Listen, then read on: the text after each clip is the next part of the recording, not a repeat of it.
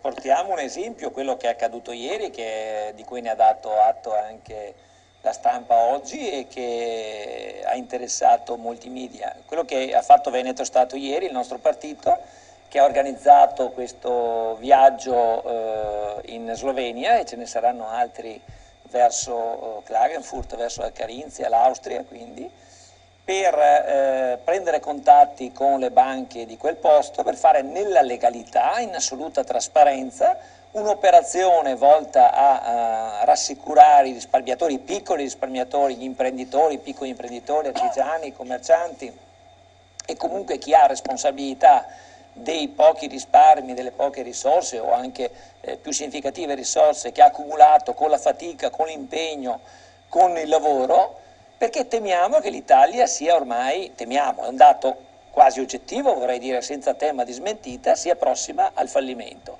Lo spiegherà meglio di me poi il professor Pizzati, perché lui l'ha anche scritto, mi pare verso marzo-aprile, fra 6 mesi l'Italia sarà come la Grecia oggi, scriveva a marzo-aprile. E siamo in quella situazione. Incrociare le dita. No, ma la realtà, veda, a parte che c'è una schiera di economisti, di osservatori attenti, quindi terzi rispetto anche all'Italia, che ha già fatto dei ragionamenti molto elementari, non serve fare grandi considerazioni. Con un debito pubblico di 1911 miliardi ad oggi, anzi oggi ne hanno piazzati 8 miliardi, quindi sarà 1920, ogni settimana cresce, con un debito pubblico di questo livello ci vorrebbero 2 manovre all'anno da 50 miliardi cada una solo per pagare gli interessi. Se mettiamo anche quanto è necessario per recuperare l'intero debito, si vedrebbero altre 2 manovre all'anno da altri 50 miliardi per 20 anni. Questo vuol dire che è insuperabile il problema, o l'Italia fallisce oppure paga un prezzo sociale, economico, c'è anche la terza via, che dopo la illustra lei, che evidentemente non ha una strada. E quindi bisogna fare in modo, siccome l'Europa esiste da tempo, anche se l'Europa della moneta, quindi non ci sono le frontiere, una realtà come quella del Veneto ha possibilità ancora di salvarsi prima che la barca d'Italia affondi. Noi diciamo il Veneto ha delle energie, ha delle iniziative, ha dei mezzi, vogliamo che queste riserve ancora che ci sono di energie siano assicurate collocandole nel modo più semplice, alla luce del sole, ripeto, non è che andiamo in Svizzera. La telefonata non è nient'altro che una delle tante situazioni che conosciamo, constatiamo tutti i giorni. La povertà è crescente, abbiamo 7 milioni di poveri in Italia, quindi questo è il frutto di una politica dissennata, ma non farei distinzione tra la politica di centrodestra e la politica di centrosinistra. E neanche di sentirsi veneto italiano, perché io dico sempre, tanto per essere chiaro, sono fondatore, entusiasta di questo progetto di Veneto Stato, io amo l'Italia come turista, ma non intendo più, sbalchiero, delegare all'Italia la decisione sovrana sulle questioni che posso meglio decidere io, come diceva bene prima il professor Pizzati, piuttosto che delegare in un campo di gioco che ormai è non più praticabile. Usiamo una metafora, volevo dire una parolaccia, ma insomma dove c'è la dequalificazione totale. Non ne veniamo fuori se non inventiamo, se non proponiamo con responsabilità, con convinzione, ma anche con consapevolezza che quello che stiamo facendo è l'unica risposta, perché l'altra è il conflitto sociale, sbalchiero. Recuperare 1911 o 20 oggi che sono miliardi di debito pubblico non è possibile seguendo i meccanismi istituzionali, politici, governativi attuali. Anche se si va a elezioni e dovesse vincere il centro-sinistra, questo non cambia, sei d'accordo?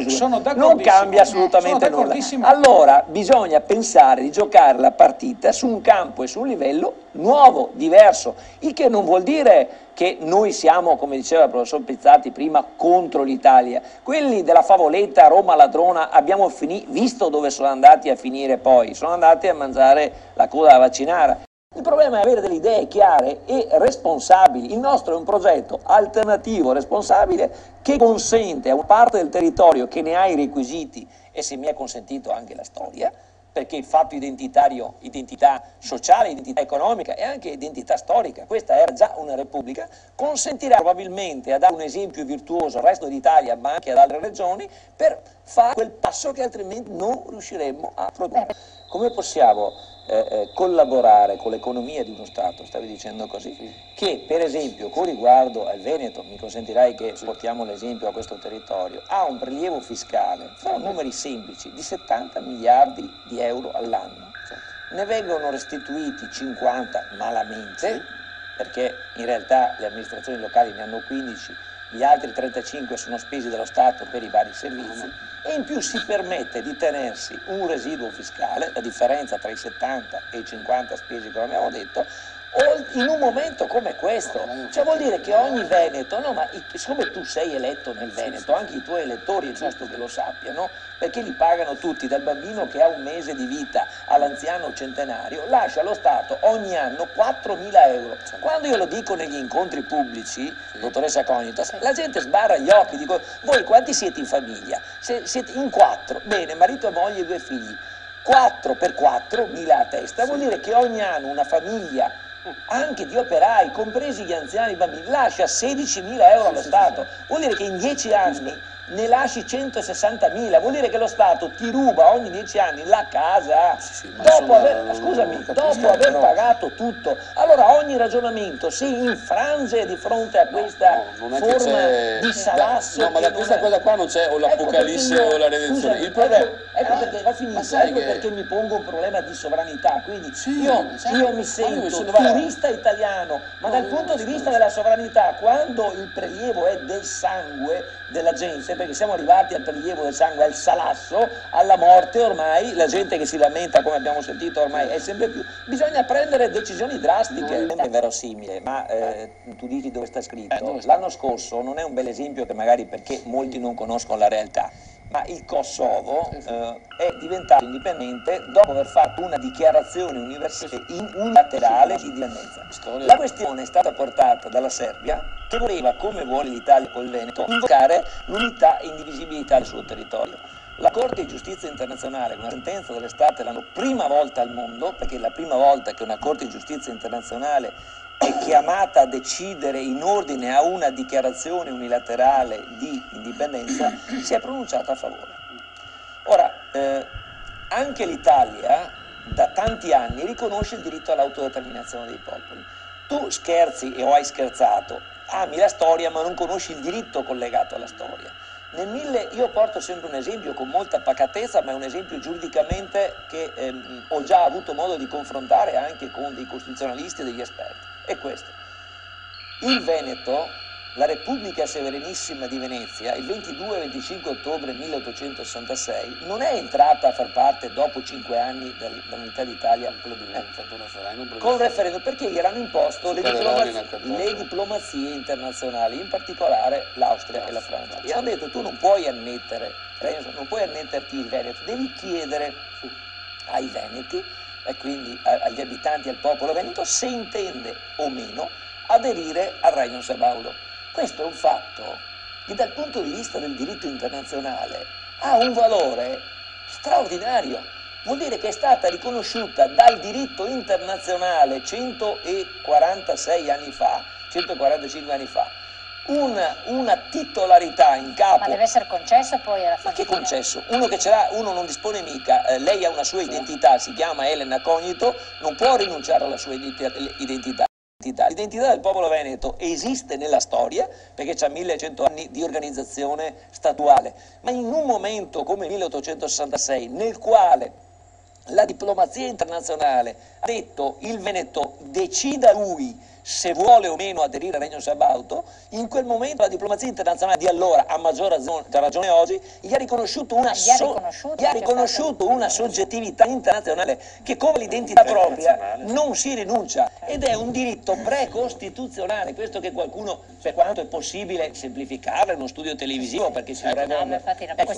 Ma il diritto internazionale è dalla nostra parte. In questo momento basterebbe, pensati, cosa ti dico, basterebbe richiamarsi, a parte parte la storia e questo passaggio al referendum del 1866, ma la risoluzione 42 è stata approvata da un consiglio regionale in piene funzioni il 22 aprile 1998, quella che avevo fatto io, la risoluzione sul diritto all'autodeterminazione del popolo veneto, che è stata approvata democraticamente dopo un pubblico dibattito da un organo ufficiale che rappresentava il popolo veneto. Il statuto parla di autogoverno del popolo veneto, unico statuto italiano che parla di popolo. Gli altri sono popolazioni, il nostro è popolo, che non è casuale, ed è stato approvato ed è stato già quella delibera, che è un'affermazione di principio, consentirebbe, se Zaia, adesso ti vengo in aiuto così quando andrà in consiglio glielo rinfacci, quando il suo capo, perché ormai non sono i capi, domenica ha detto vorremmo il referendum per la Padania, se avesse preso il microfono e avesse detto... non è Veneto.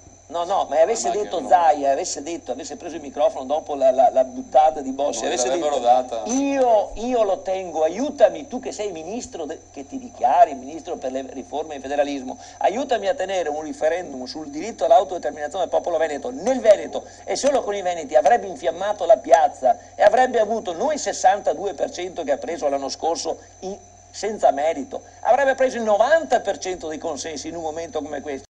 Anche un neocentralismo, guardi quello che diceva prima lui, la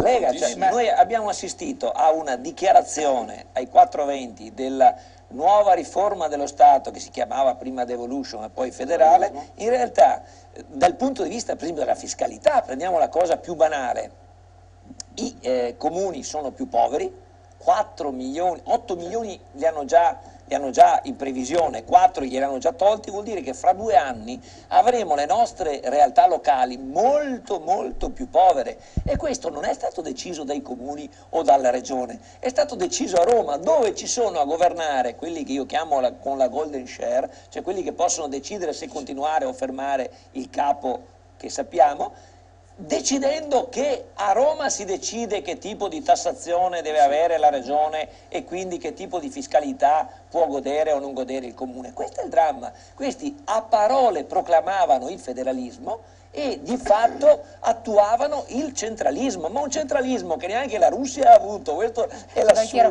Ma che c'è una convenienza, c'è una disponibilità, cosa è messo? Vi avete fatto il primo ieri, no, in Slovenia? Sì, ma c'è una convenienza e c'è una necessità come per l'imprenditore che deve investire, parlavamo prima del capitale sociale, capitale effettivo, però ci vuole anche un capitale pubblico, quindi come popolo noi veneti o come le imprese per la loro azienda devono investire per cambiare questo Stato, perché senza cambiamento non andiamo da nessuna parte. Per questo le Corriere di Veneto Stato, perché come popolo noi dobbiamo voltare pagina e rifare il nostro Stato che abbiamo sempre avuto per 1100 anni e investire su quello, Ma se uno porta dei capitali all'estero non arricchisce gli altri stati costantemente, perché mette nelle mani delle risorse delle banche da renderle più forti. Arricchisci i tuoi quattrini, perché portare i tuoi risparmi in una banca in Austria o in una banca in Emilia Romagna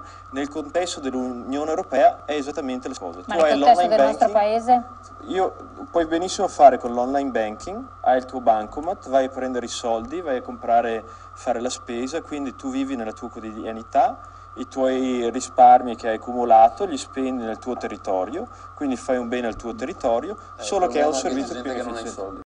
Più vantaggiosa, perché lì gente che ha aperto il conto, no, te lo dico, i giornalisti che erano al nostro seguito hanno detto questa è la soluzione che gioca il 90% dei cittadini nel Veneto, è proprio perché mi occupo di 120.000 che hanno perso il lavoro. No, anche quelli hanno un conto dove veniva accreditato l'importo, lì per aprirlo paghi zero, e fino a 1.000 euro di interessi nessuna tassa sugli interessi, quindi è proprio democratico e popolare. Tu che sei della federazione che banche, come diceva qualcuno, le banche sarebbero un avversario su cui puntare, insomma. Ma devi anche